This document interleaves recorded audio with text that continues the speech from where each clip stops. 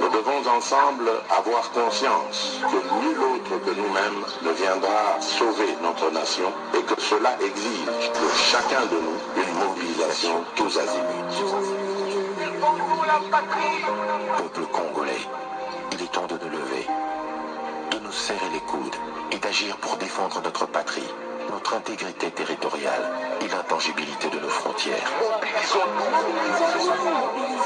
La République démocratique du Congo est victime d'une nouvelle agression rwandaise et des actes criminels et terroristes du M23.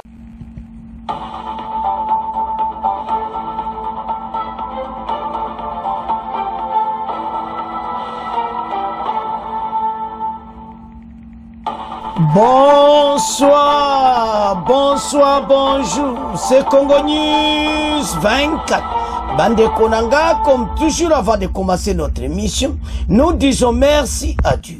Nous disons merci à nos chers abonnés et téléspectateurs qui nous suivent partout dans le monde et en RDC.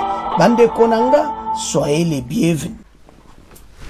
À la une, chers téléspectateurs, Fachi vient de lancer Bandeko, inauguration, il y a Air Congo, vient de lancer Air Congo à l'aéroport d'Injili. Maintenant, tout comme dans l'avion à Bissomoko. Bandeko, boko yoka comment démarrage bandi, boko yoka rapport, nandeni to banna 2 avions, pendeni mikole zoya toko baksa ba avion, donc RDC, masolo kitoko. Tous à la connecter, peut toko développer une émission na biso. Deuxième point, chers téléspectateurs. Awa, Togo divisango d'abord en 3 parties. Togo banave déclaration de l'Union européenne. Que bazo senga les forces rwandaises va quitter la RDC. Est-ce que, ils ont vraiment motema? Deuxième point. Togo discuter ba Congolais va déclarer la guerre. Ba Congolais va lever trop c'est trop. Et comme temps yo, to bon safa desi pebi tumba ebanda na Kagame poto sido lembi ba aventure oyo trop c'est trop. Troisième, bokoyoka oezo le kamena na Nord Kivu entre l'armée rwandaise et le FARDC et commandé nini armée rwandaise a dû ba territoire mususu mais bitumba za ko démarrer FARDC alobi béton armée salami bako le kalisuti tous à la connecter. Chers téléspectateurs, émission de Bandi et committant tout cela ensemble ma solo yamboka. Bandeko toko bande émission na biso sur Congo Airways. Bandeko Fachi asali grand masolo o balobaka Congo Airways et Bandi. Donc kalabanda tozalaka na Air Zaïre. Mbala onde tozwa mena ya biso moko. Mais Patouane va vendu au pouvoir pendant 20 ans. Mais tu es occupé d'ata. Congo Airways, kuto kansa ki avion et puis son moko à l'État. Les Rwanda, les Rakabila. Le Congo Airways, c'est ça qui est en côté. Donc, ils ont seulement que mon gouvernement, vous avez un avion à bino mon côté. Fachi, basali effort, basolo na Ethiopia Airlines, basombi des avions, bayokani pourcentage na Ethiopia Airlines pour te démarrer, et ça ben te démarrer à 0. Toi, vous savez que bande ko mboke zaki ya kukufa. Makamtu baso bande la 0. Soyo tozo lobawa bangoka ko SARDC bona memboka oyo bino botikeli président Félix botikeli yango ndenge nini ava membo condamné avion ya biso moko ezati à part mon avion na biso moko o facha tambola na yango mais ba avion nde to lo ba avion pino kaka nde to saka na Air Zaïre tala ba avion Air Zaïre si ko facha ko lancer Air Congo pour match en pende banda. To comme un avion bisomoko. Et puis to comme un 7 avions kalati. Facha bito bana 2 avions. Bazo baksa ba avion mususu. To comme peu pas 7 avions. Pezo ko mata. Pandeko botala mboke za munene. Bazo sala ba aéroport. Il faut ba avions za libeli. C'est ça oyo souci oyo mokonzi mboka bazana. Notre pays, il faut qu'il y ait une direction wana. Alors, bateau yo bavana ki na pouvoir pendant 20 ans, ba millions de dollars et kikabu. Ba mbongo bango ba kita kinango ba kenda kinango. Et cause à la combien d'avions? Pas même ba 100 avions. Parce que des milliards de dollars et qui n'est na maboka batouane. Ba kon ba milliardaire. Et ba za ko diriger mboka ou. T'as la pays. Avion abino moko ezati. Bozomona ba avion et qui n'a pas ke batke Lubumbashi. Bomona ba avion na te, eza ba avion na bisota. Ba paya. Et maintenant, toujours maintenant, Air Congo travaille ezobanda awa. Et en tout ça congolais, oignon se salama pour le moment. Ba congolais te fongo la miso. Parce que ba konzi bazana besoin ba bongsa mboka. Ba kuti nde makambu tout même tala bazo bande la pena pays à zéro. Je peux expliquer ça. Banzela on ozomona depuis l'état colonial batouana ba leki 20 ans au pouvoir batimo ba goudron na bango après nzela ngodo banzela ezati à l'intérieur bazo tonga. Pourquoi 145 territoires mboka eza ya kukufa ba peut-être tia 145 territoires dans chaque territoire to tonga mboko ekufa ezamawa. Mais après ça va le mina bango que vous allez le mais et puis quel courage mais et puis va venir réagir dans un micro dans les réseaux sociaux. Non, il devait se taire et demander pardon congolais. Pendant les 20 ans que nous étions au pouvoir, nous avons détruit ce pays. Donc va kombana droit quoi ko lobaka likamte. Les ba lobaka pesa ba congolais kana. Ta lettre au avion bisomoko. Total. Président Fachi vient de lancer Air Congo à l'aéroport d'Njili. Suivez. Le chef de l'État Tshisekedi a inauguré mardi 17 décembre à l'aéroport international d'Njili Kinshasa la nouvelle compagnie nationale Air Congo. À cette occasion, le vice-premier ministre et ministre des Transports Jean-Pierre Bemba a parlé d'une nouvelle ère pour les transports aériens en République démocratique du Congo. Un moment historique qui symbolise notre volonté d'aller de l'avant, d'améliorer notre infrastructure, de renforcer notre compétitivité et créer des emplois durables pour notre peuple.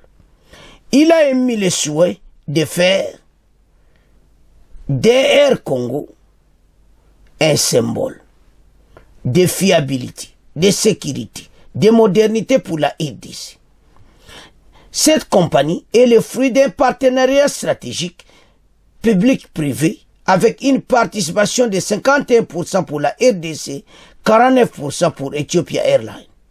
Elle est lancée à ce jour avec des avions, mais elle compte aligner une flotte de 10 avions dans les 2 ans à venir selon le ministre. Air Congo prévoit en effet d'acquérir 8 Boeing 737 et 2 Dreamliner 787 pour couvrir des destinations nationales, régionales et internationales. Jean-Pierre Bemba a cité notamment Bruxelles, Paris, Dubaï ainsi que les villes africaines comme Johannesburg, Dar es Salaam, Lomé, Abidjan et Luanda. Avion yabana mboka yango wana. Totika ba avion wana, soki kaki bandi. Onga Brussels Airlines, onga Boe Air France, bino nyoso na kati ya Air Congo, batia tike moins cher. Nzela Bruxelles et monani. Ba hôtesse na biso de yango wana, bana Air Congo na kati avion. Alors, Bemba lobi, to bandi masula sika. Tant que tu bino ki ba konji bazo tonga mboka. To perdre 20 ans ya pamba. To landa extrait oyo. Bon, to développer maso. Mesdames et messieurs, bonsoir. Le chef de l'État congolais, Félix Tshisekedi, a lancé ce mardi les activités de la nouvelle compagnie d'aviation Air Congo destinée à renforcer le transport aérien en RDC. Cette cérémonie a eu lieu à l'aéroport international de Njili à Kinshasa. Selon des sources proches de la présidence de la République, cette compagnie nationale va démarrer avec 2 appareils sur les 8 prévus. Des explications de Blaise Dongala rendues par Roneli Timbonera. Des sources dignes de foi renseignent que la compagnie Air Congo est le fruit du partenariat entre la RDC et la compagnie aérienne Ethiopian Airlines. Cette société d'aviation a réceptionné dimanche dernier à l'aéroport international d'Njili son 2e avion en Boeing de marque 737-800 en provenance d'Addis Abeba en Éthiopie.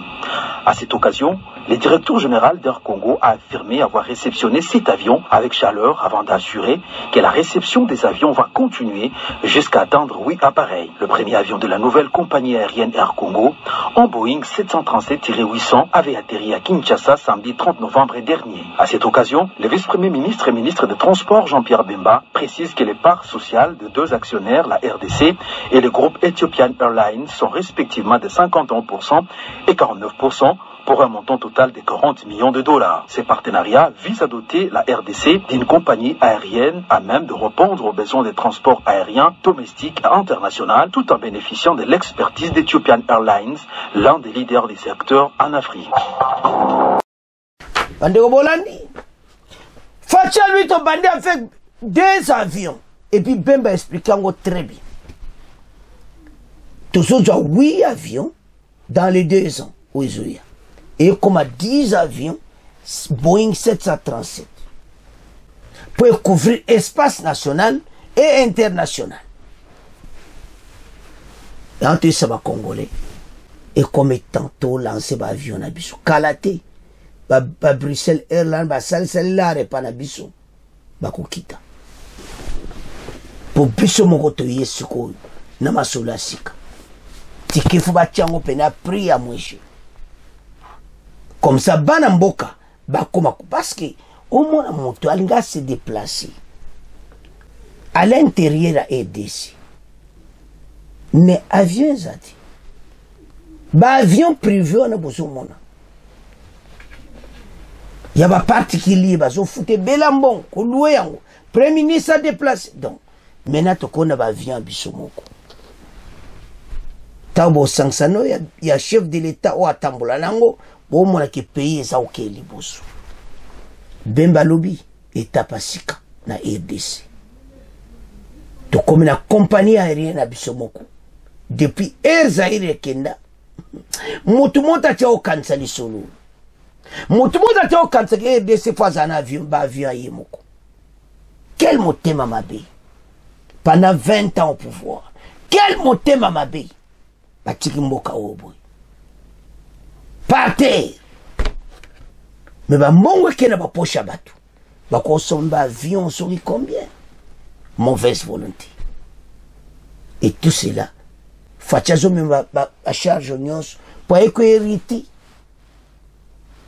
Bateau ba linya mambo côté. Présent ou akoya présent Félix, aza présent il faut accepter. Pour ma solo bandit déjà, bah bani ko bâtir mboka. Chers téléspectateurs, Masolo Asika, Air Congo. Bisomoko avion, bisomoko, toko tchango maboko. Congolais nyonso, abana kokota nango. C'est à ce point, totiki premier point, toko moke na deuxième point. Bandeko, deuxième partie, oyo, toko division à peu près na 3 parties. Toba anana réaction ya Union européenne après annulation à sommet à Luanda. Bateau yo er moto peksa ba on ba loba terre po ba loba to mona kelo koti bango ba senga armée rwandaise va quitter le sol congolais maloba bo calmer l'esprit ya bato bo pese kagamba mbongo lelo komorena ba arme aya ko beta ba bombe na aide sa zo bomo wa congolais et bino boza à l'aise l'Union européenne ou le Benabisoki Batika. Non. Bon, il y a une réaction à Congolais qui est posé à guerre. Effectivement, Congolais a raison. Pour l'Union européenne, on va après dégâts et salamina. Luanda. Où est-ce qu'on a clairement Kagame sali bêtise, beaucoup condamné. Boja Koutiaba makelele que voilà l'armée rwandaise, tout ça qui exigeait retrait, bon quitter RDC, botika makelele quoi. Il faut frapper ces gens. Ba Congolais ne mission yo bokoyoka ba sengi fachi adluka mbongo. Na ndenge nyonso a armée oyo FARDC. Apesa FARDC ba moyen makasi. To somba ba bombo wana ba chino. To bombarder Kagame. Akotika ba aventure.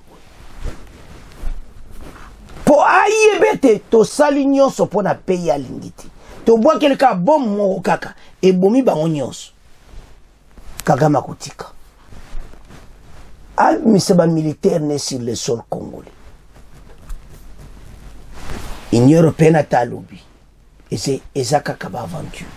Mais biso moko siko to bimise na makasi. Le ba congolais ba ina colère.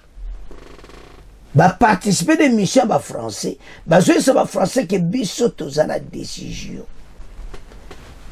To moni ba limite na makamba négociation. Kagame mutu ba négocier kana iti. Asa mutu yo il faut ka mindu ki ndenge samina 2014 il faut ça la mandingo. Kagame et ses hommes, il faut pas panza na bakindi. Batika aider ce kimi. Ba mouvement oyo Kagame bongsi pour attaquer RDC. Et bandaka nango déjà. Donc na makambo nyonso sozotala. Bon mona ki pays na biso il fallait en avance. Badja makambo déjà. Ba précaution kala. Donc et comme étant oyo ba konzi eze sous makambo ya ko retarder. Bojo mbongo bochana arme, c'est-à-dire même atato lingi plan de paix. Mais bango ba kuma komik ba mona ki vraiment na terrain biso to nyata bango. Tant que na terrain ba zoka ba village ba zo ya mutu makasi. Mbele déjà mitika ki na bango.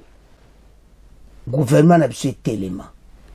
Avec une position ferme, agir contre Batou. Basakana biso mingi. Et comme tantôt l'accent que pays oyo, et a pays bo sakana ngouti. Et a pays oyo était l'ennemi. Pour tout bengana cet ennemi qui quitte le sol congolais à moi na le sud.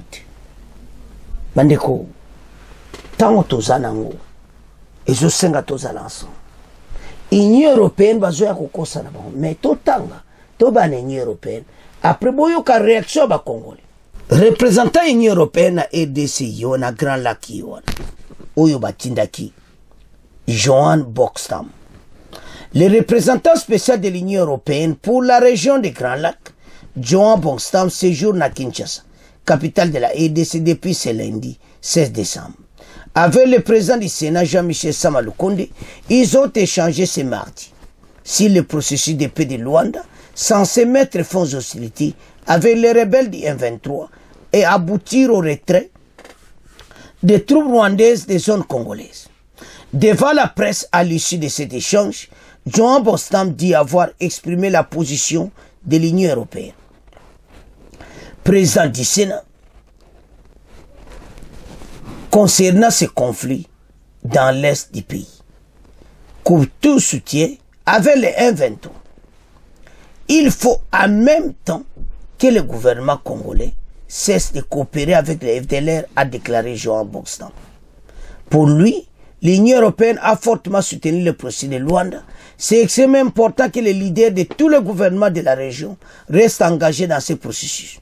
Je crois que les peuples dans la région, surtout dans l'Est, de la RDC qui a tant souffert, continue de souffrir, mérite mieux d'un engagement plus sincère de tous les chefs. Nommé représentant spécial de l'Union européenne pour la région des Grands Lacs, et de retour à Kinshasa 2 mois après sa première tournée dans la région au mois d'octobre. Lors du premier passage, il n'a pas reçu le président Félix Tshisekedi. En réaction à ces rendez-vous manqués, Bokstam a indiqué que depuis le plus important pour lui est de faire que les autorités congolaises aient manifesté leur volonté de les recevoir. Fachi aboyaki koyambai. Parce que na makambo bango bazako sala na Kagame. Si cela n'a pas été possible, me plaindre ou poser des questions de la gestion de l'agenda d'un chef d'État, son cabinet expliquait récemment un groupe de journalistes africains francophones lors d'échanges à Belgique. S'agissant du processus de Luanda, la tripartite prévue dimanche 15 décembre entre le président Félix Kagame et Lourenço n'a pas eu lieu en raison du refus de la délégation congolaise rwandaise d'y participer. La réunion a été remplacée par des entretiens bilatéraux entre Tshisekedi et Jean Lourenço suivis d'une réunion élargie à leurs délégations respectives. Après la ministre d'État, ministre des Affaires étrangères, coopération internationale, Thérèse Kwaikwamba, John Boxtam a fait part de l'Union européenne. Si cette tripartite avortée a communiqué 7 décembre, délégation de l'Union européenne. Donc, l'Union européenne, vous avez le cas où l'on a bisouti. Avançons. Après tout, il y a une déclaration à Congolais. Comme vous savez, Madame, l'Union européenne a fortement soutenu le processus de Luanda. Donc, pour nous, en tant que l'Union européenne, c'était extrêmement important que tous les leaders et tous les gouvernements dans la région restent engagés dans ce processus. Je crois que les peuples dans la région et surtout les peuples dans l'Est de la République démocratique du Congo qui ont souffert tant et continuent de souffrir, ils méritent mieux, ils méritent un engagement plus sincère de tous les chefs de gouvernement, de tous les chefs d'État. Et j'ai aussi partagé avec Monsieur le Président le fait que l'Union européenne a été très très claire qu'il faut que le Rwanda retire ses troupes de l'Est de la République démocratique du Congo et qu'il faut aussi que le Rwanda coupe le soutien pour le mouvement M23 et ajouter à cela, il faut aussi que le gouvernement congolais cesse la coopération avec les FDLR et démantèle les FDLR. Mon impression à moi, c'est que je partage, ou nous partageons un aperçu similaire de ce qui se passe, surtout dans l'Est du Congo. Nous partageons aussi une ferme volonté de contribuer à ce que le processus de Luanda soit remis sur les rails. Bato yo bazane loko koloba na bisoti. Facha linko yambeti. Alweza besoin facha yambe facha o yambeti. Parce ba osala ba aventure. Mba eleka yaki facha yambeti. Mba lope ayi azoluka to akuta na facha. Parce mbaleleki oyo bango basaki ba scientifique na Kagame. Comment toke oyamba? Yo mutozo coopérer na ennemi na biso. Moni ba kamondeza ba fachi bazo lakisa bango botangi wana ke ayaki mbaleleki bakuta na fachi. Ba okuta na batuti. Ba déclaration wana et ba déclaration moya lokuta. Mascara. Ba déclaration que voilà boy non tata ta Union européenne oyoko ba yeba eti suka makambo ekosila likamuni yango esila gate un jour toko de intégrité territoriale sur la maboko onde to bunda toko récupérer pays na biso d'une manière d'une autre oh nyonso ba osala na toko récupérer yango ya toke directement na makambo oyo ya gay ba Congolais ba fâché mabe bokoyo kabango donc ezo senga président ba somba minduki ya makasi to laksa ja Kagame kana ndinga za na Lualikali to laksa na kota Lubero to bombarder bango parce que soki to bombarder bango atete masolo ezokende bango bakotika makambo oyo mikolo elega moni bameka esaka esimbaki te bazongi nsima bamonke kote kuna parce que armée ya sadek baza kuna na saki bana nzela oleka te bakesi kokote ya lubero emena FARDC fo basala tu bayokana bien na sadek batia na beton kuna ya makasi nde basali na saki to bombardaka bango bato bakotika Fachi babimisa bambongo. Toi sur na choisi. Tous ces groupes wana ya Kagame et ses hommes baotia mutuma kasi na kora Luanda. C'est parce que si le terrain bazomona ke baozo ba village. Soki bazakozo ba village te, bakotia ba aventure ba osalati. Donc, eza clairement été ba konji ba telema ba attaquer bateau. Balanda ba makele ba Union européenne te ba aventure ba osala na Kagame. Il supporte Kagame to yango clairement. Biso to bonga manandinga marka biso moko. Mais to ka ba congolais. Bon to avance. Les Congolais pour la guerre pour armée rwandaise ba quitter mboka na biso foto bunda. Kagame ayibela. Toujours bongama. Ba Congolais ba sengia wana président Félix somba minduki ba Union européenne baza ba aventure na bango ndengo boye koyambe petit tout ba aventure na mosoza besoin ba yambe akere pas ministre affaires étrangères baso la ba ona bango tant koyamba yeko zalati situation de vivre à l'est bango ba yebi très bien ba aventure na bango na Kagame ba scienture na baona Kagame ils ont détruit l'état congolais. Alors bana mboka toyo kande ba congolais ba fâché bazana posaka ya guerre trop c'est trop bongo to avance. C'est le Rwanda. Dimanche, je vous rappelle que les présidents Félix Tshisekedi et Paul Kagame étaient censés se retrouver dans la capitale angolaise avec pour objectif affiché parvenir à un accord de paix seulement. Voilà, alors que le chef de l'État congolais était déjà sur place à Luanda, son homologue rwandais a décidé de ne pas s'y rendre. En cause, le refus des autorités congolaises de dialoguer directement avec le mouvement armé du M23. Kigali en fait un préalable pour parvenir à un accord de paix. Pour Kinshasa, c'est une ligne rouge depuis le début de ce processus. Pas question donc de négocier avec ces rebelles soutenus par le Rwanda. Alors comprenez-vous la position des autorités congolaises ou au contraire, pensez-vous qu'un dialogue avec le M23 est indispensable pour sortir de cette crise? On en parle ensemble durant les 20 prochaines minutes. 33 9 693 693 70. Vos commentaires également sur nos réseaux sociaux. Il y a par exemple Augustin qui nous a écrit de Kolwezi. Il nous dit que dialoguer avec le M23 reviendrait à vendre notre pays au Rwanda. Il est temps, dit-il, que les autorités congolaises prennent leurs responsabilités, que le gouvernement donne les moyens nécessaires à nos militaires pour combattre ces rebelles. Bonjour Gédéon. Bonjour Sherwood. Vous êtes à Lubumbashi. Vous dénonciez au Standard l'hypocrisie du Rwanda. Effectivement, Sherwood. Les Rwandais, nous savons tous que les Rwandais sont derrière le M23.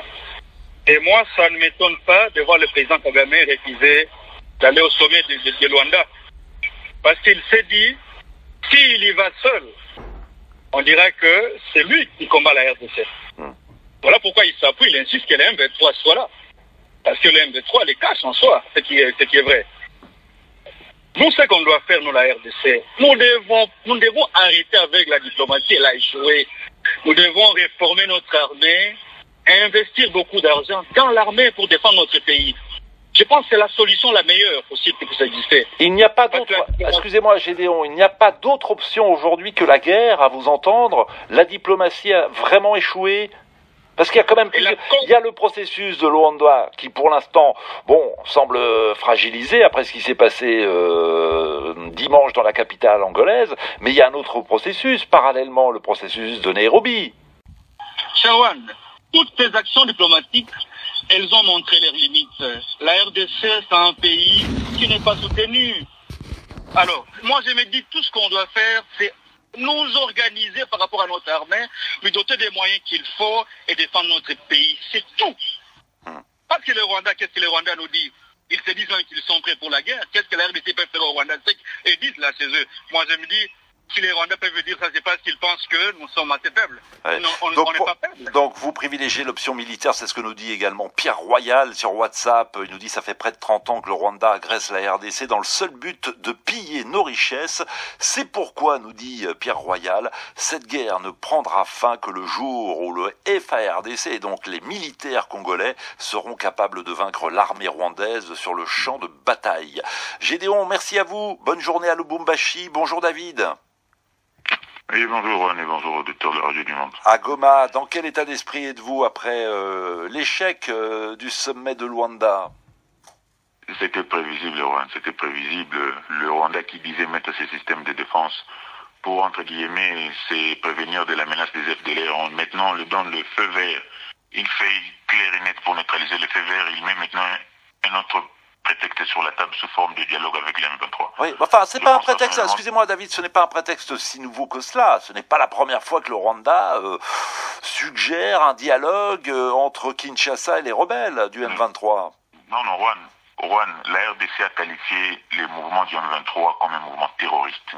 Il y a eu des massacres à Kishiché, il y a des exécutions sommaires, il y a plus d'1 million de déplacés à cause de cette guerre, il y a une catastrophe humanitaire inédite.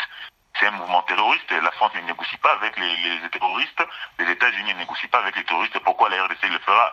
Donc David, excusez-moi David, s'il faut négocier avec quelqu'un, ce sera avec qui? Avec le Rwanda alors? Personnellement, c'est clair et net que les M23 est égal au Rwanda. Les attitudes du Rwanda, c'est même documenté par les Nations Unies. Le Rwanda a des troupes en soutien au M23, les Nations Unies a fait des rapports. On parle de 3000 à 4000 soldats rwandais sur le terrain congolais. Exactement, c'est le Rwanda, les M23, c'est le Rwanda. On vous dit, mais il y a même des généraux rwandais qui sont sanctionnés pour la guerre au Congo. Et c'est clair, il n'y a pas de débat sur ça. Même les minéraux qu'ils sont en train de sortir des zones de combat, ça transite par le Rwanda et ça c'est connu.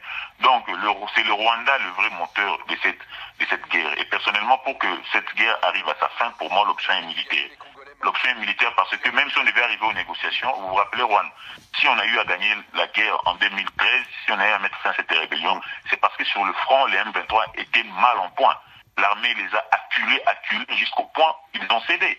Mais actuellement, les gouvernements sont en position de faiblesse. Les M23 ont encore gagné du terrain avant-hier. Oui. Et aujourd'hui encore, ils sont en train de... Oui, bien sûr, ils gagnent du terrain. Hier après-midi, ils ont indiqué avoir pris la ville d'Ali Bongo. Ils se rapprochent peu à peu de la ville de Lubero. Dimanche, ils s'étaient déjà emparés de la localité de Matembe. Effectivement, ils gagnent de jour en jour du terrain. Gratien nous rejoint, il est à Kinshasa. Je remercie David. Bonne journée à Goma. Bonjour Gratien. Bonjour Juan. Comment allez-vous à Kinshasa? Ah oui, après une grande pluie, ça semble aller. Ouais, vous disiez au Standard être favorable, vous, à des négociations justement avec les rebelles du M23. Exactement. Sur le plan pragmatique, les FARDC ne sont pas... Banamboka, tolandi biso soba congolais. Bazana kanda mabi. Donc, aux quand même français, on a coquille bangote. La presse française va coquille ba congolais. Parce que Makambo est oumeli. Et comme étant président de la République, Abong Samo Patas, Mbongo, Basomba ba arma makasi, to beta Kagame biloko moto. 5 biloko wana, Makambo yukusi la boiti. Kagame a continué ba aventure na ye. A continué expansion na ye à l'est. A continué ko joga ba territoire côté wana. A yebi ke côté wana, eloko zati. Goma, pesango akene na Goma lisusuti akune konfoncer ba côté mususu alors tango tu as une grande partie à territoire c'est le moment ya ko freiner situation tozo vivre ezama wato akotsa ajiba ba drone na ye ya kamikaze azkoti nango biso wapi ya biso ba drone bazo tia mutuma kasi pasi bazo mona nde baza ko avancer na Lubero. Si à Lubero on n'avance pas, Kagame akotia makelele oyo ti.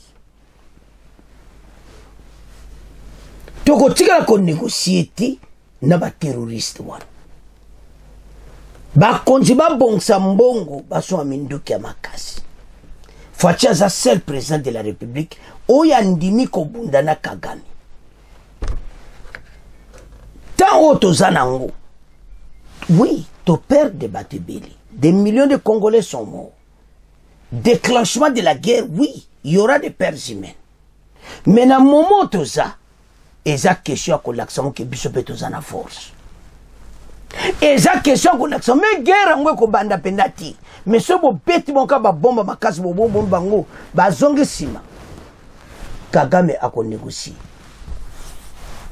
sans ça Kagame akonégocie ti parce que pour nazomona ke M23 baza ko avancer musani to négocier na gouvernement congolais yaza chef na bango Kagame a reversé pena koloba ke bon négocier na M23 alors que a eu position à RDC koza bongote il laissait en avance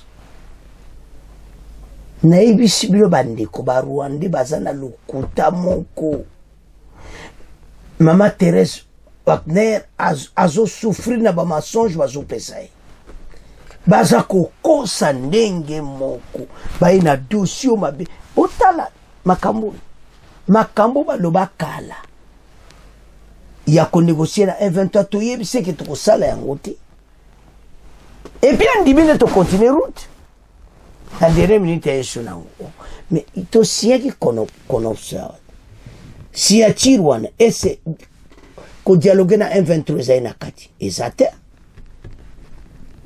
mais yo siya kono wana plan wana mais le plan ka yo signé zamabe bande ko bolanda na émission to ça qui lo bien boka de président Burundi alobi na Kagame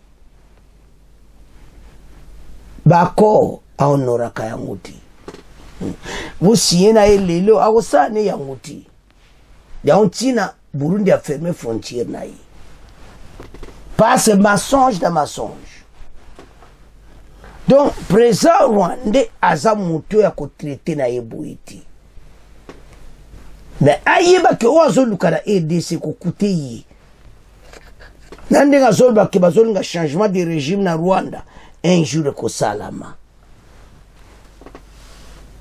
ande ko situation tozo kenango à l'est ezo senga ba congolais ba comprendre clair makambo wana bolandi bande kuti bazo senga na président Fachi oka patriotisme motema passe que président Fachi to tambona batumi et sous tante bo so minduki ya makasi bo bombarder bateau et le but est que auto signer guerre to que ba congolais bele ba kufi ba konzi ba linga pena guerre mais na moment toza il faut te passer ba flash donc 4 bombes qui ti pene détruire bango nyonso boko somo na Chine bo yami ya chien wana pena we Chine to la beja ona to yokana ba minere to pesa China ko pesa biso to ya to bombarder kaka bango kaka kande bazawana lubero mu bakimi lubero mu bimba bazonge na ruchuru deje pesi bango bulo bia match za mu bulo to négocier Kagame ko négocier sans ça et ko salamati et ko continuer ka ba dossier Kagame o to landa ozole ka sur le terrain boyoka koma Kagame na bato ne baza ko avancer na lubero nde bakamozo kende bo to avancer. Chers téléspectateurs, ndenge bozoyo kawana nde donc bitumba eza ko salama. Kagame continue à avancer à Lubero malgré oyo tuyo. Donc yepo na ye il faut ka bitumba ezala comme ça y a quoi avancer na ye et pour na ye c'est bon. Alors que biso tozo linga bena bitumbati mais comme taba konjiba parce toko tika boiti donc bitumba ko sakanati entre FARDC na armée rwandaise c'était hier ba bote localité wana alimbongo donc izo salama alors tolanda extrait oyo Oezo le kana es bon to avance.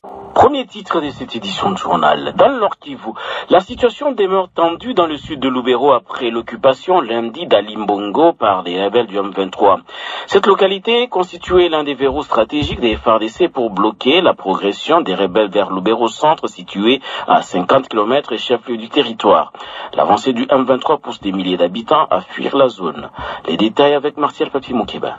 En ce mardi, les M23 occupent les localités de Matembe, Butsorovia, Mambasa et Alimbongo. Ces localités, situées sur la route nationale numéro 2 qui mène à Lubero Centre, sont tombées sous l'occupation des rebelles après 2 jours de violents affrontements avec les FARDC. L'armée conserve le contrôle des localités de Mbingi et Mboavignois et partage celui de Luofu avec les rebelles. Les forces loyalistes tiennent également leur position à Kitsombiro où elles se sont repliées lundi soir après avoir abandonné Alimbongo. La situation reste tendue dans la zone de combat où des sources locales rapportent des actes de pillage dans les habitations abandonnées. De nombreux habitants, en majorité des femmes et des enfants, fuient la région à pied, parcourant des dizaines de kilomètres avec des bagages sur la tête pour rejoindre Lubero Centre. Les FARDC et les M23 continuent de renforcer leur position, faisant craindre une escalade de la violence. Un risque de détérioration de la situation humanitaire plane sur les sites de Lubero où les conditions étaient déjà critiques.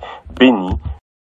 Banamboka tolandi ke Kagame tina ndeto yokiwana basala ba avancer na ba. Et puis peuple ça traumatisé. Peuple ça boitika. Faut te mettre fin na makambu. Kaga ndebi tumbe salama na même moment. Basaka ba minere za kokite RDC. Donc makambo tozana ngweza ya kosakana te le pays faut telema banda lelo batu basakana esu na bisuti. Pas congolais. Nous allons vaincre cette guerre. Atezo umela toko gagner yango. Pe bato bako sentir biso. Pays oyo eza pays oyo tozala nyonso. Bolandi bande kome bande ko auto sola bolandi oba sola ba français na émission. Bolandi tre bande ke bewa ke biso balingi bisuti. On nous aime pas. Nous sommes pas aimés. Parce que tozana ba richesse. Bako linga jamais RDC vendre comme calme, to gérer ba richesse au pays comme plus puissant. Alors balingi d'Afrique pays monter comme plus puissant. Baza ko utiliser ba Kagame pour na ko tia biso kanasi. Mais et c'est moi biso na motema. Président Félix Batelemi ba biso ti Kagame ko tika ba colonel na RDC. To kene ti na suka. Kagame na mona makamba boité depuis qu'il est au pouvoir. Et Zamba Aliboso a mon menace ou azanango pour le moment. Azan rêve c'est partout. Azo yiba wa minéré a quitté les sols congolais. Dans la situation tozanango pour le moment. Et zo senga ba congolais étaient armés wana boyoki bitumba wana armé na psaza besoin ba arme makasi.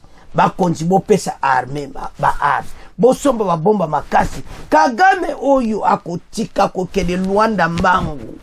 Samba arme Kagame aza mutu n'écoute que les armes. Ba négociation masologa pamba bo sans les armes na terrain Kagame akoyati. Au monde a salité. Lobi a sur na mususu. Donc ezaka tabo amoni que défaite eza na terrain ya koyamba.